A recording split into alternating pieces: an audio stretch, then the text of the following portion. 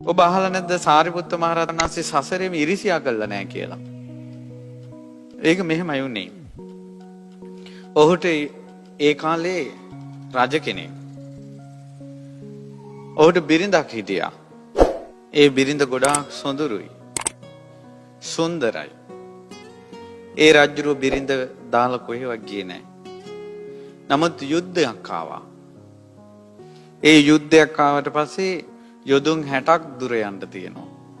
යොදුන් 30ක්. ඊට පස්සේ කොච්චර ආදරේද කියනවනම් යුද්ධෙට ගියේ යොදුනෙන් යොදුන පුරුෂයෝ තියතියා. ඒ කියන්නේ මේ යොදුනේ ගිහිලා මෙයාට පණිවිඩයක් කියනවා මං හොඳින් ගියා. ඔයා සනීපෙන්ද? එච්චර ආදරේ. දෙවෙනි යොදුන ගිහිලා ආයෙ පණිවිඩයක් කියවනවා මම හොඳින් ඉන්න ඔයා හොඳින්ද? මේ විදිහට යොදුන් 30ට 30 දෙනෙක් කැවලා යුද්ධය ජයගෙන ආයෙ එනකොට යොදුනෙන් යොදුන ආයෙ එව්වා. අපි එන ගමන් ඔයා හොඳින්ද කියලා. කොච්චර ආදරයක්ද? එහෙම පිරිමියෙක් ආදරේ දෙද්දිනොත් අර බිසව අර පණිවිඩය අරන් එන එකත් එක්ක බුදෙව්වා. වනචරකම යෙදුණා. ස්ත්‍රී ස්වභාවයේ කාලේ. ඊට පස්සේ ඔන්න දැන් රජතුමා ලං වෙලා. රජතුමා සැපත් වෙනවා කියලා කියන්න පුරোহিতතුමා ආවා. පුරোহিতතුමා තරුණයි. පුරোহিතයටත් බැල් මෙහෙළුවනේ මේ ස්ත්‍රී. ඊරස් පුරোহিතේක ඔයා මගේ අම්මා කෙනෙක් වගේ කෝ රාජ්‍ය බිසව කිව්වා. අනේ අපි නම් හිතලවත් නෑ ඔහොම දෙයක් කිව්වා. තොගේ පඬිතකම කියලා හිටපිය කියලා ඇඟි නියපොතු වලින් ඇඟ හුරගෙන තමන්ගේ මූණට තමන්ම ගහගෙන ඇඳේ පෙරලිලා හිටියා. මේ ලෝකයේ පෞකාර ස්ත්‍රීහු සිටිනවා තමන්ගේ උවමනාවන් ඉෂ්ට කරගන්න ආදරය පෙන්නලා ඒ උවමනාව ඉෂ්ට නොවුන ගමන් හැපින්නක් වගේ වෙනවා. හැපින්නක් වගේ වෙනවා. මේ බණවත් අහලා ස්ත්‍රී ජීවිතය ගැන කලකිරෙන්න. පිරිමි ජීවිතය යටපත් කරන්න එපා. පිරිමි ජීවිත ශ්‍රේෂ්ඨයි. පිරිමි ජීවිත ශ්‍රේෂ්ඨයි. ස්ත්‍රී ජීවිතයට කලකිරුණ යම් කිසි ස්ත්‍රියක් ඉන්නවද පින් කරන ඈ මරණින් මතු පිරිමියෙක් වෙනවා. හේතුව පිරිමි බව උතුම් කොට සලකපු නිසාත් ස්ත්‍රී බව පිළිකුල් කරපු නිසා. පින් තියෙන කෙනෙකුට පිරිමියෙක් වෙන්න පාරක් මම කියනවා. එහෙව් කියන මට ගෑනුන්ට බයිනවා කියලා බනින්න එපා.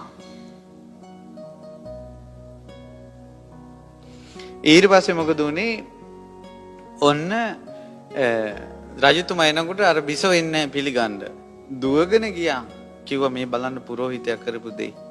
වහාම මරපංකෝ පිටිගහලා ওই පුරোহিতය රජුර අනකලා. පුරোহিতතුමා අල්ලගත්තා. නමුත් නුවණක්කාරයි පුරোহিতතුමා මහ බෝධිසත්වයෝ.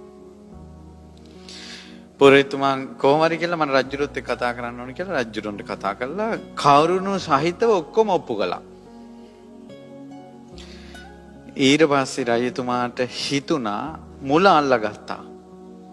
ඒ කියන්නේ මට මෙහෙම දෙයක් උනේ මෙච්චර ගුණවත් පුරোহিතෙක් නසන්ට මගේ හිත ආවේ මේ ගෑණි කරුණු කරගෙන ස්ත්‍රිය මුල් කරගෙන මට ඉරිසියාව උපන්න නිසා.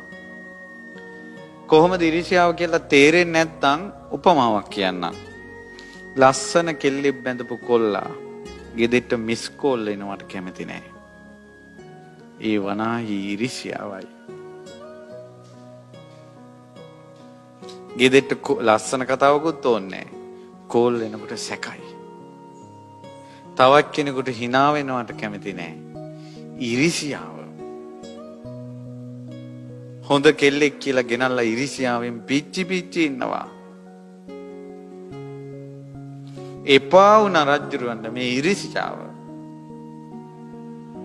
උපනෝපන් ඒ සාරිපුත්‍රයන් වහන්සේ සසරේ උපනෝපන් ජීවිතේ ඉරිසියාව ඇති වෙලා නැහැ හිතේ. අපේ හිතවල තියෙන කෙලෙස් ගැන අපිට තිත්ත වෙන්නේ කවද්ද? එපා වෙන්නේ කවද්ද? ඇත්තටම එපා වෙලා නම් ෆෝන් එක ඇත්තටම එපා වෙලා නම් පොලේ ගැහුවට පස්සේ ආයෙ ගන්නෑ.